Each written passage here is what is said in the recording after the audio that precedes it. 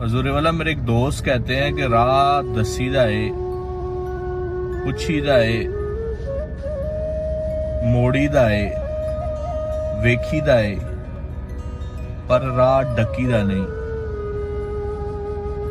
حضور والا اس کا مطلب یہ ہے کہ کبھی بھی کسی کے کام میں رکاوٹ نہ بنے، کسی کے راستے کی رکاوٹ نہ بنے۔ آپ کی وجہ سے کسی شخص کا اگر کام رک رہا ہو تو نہ روکیے۔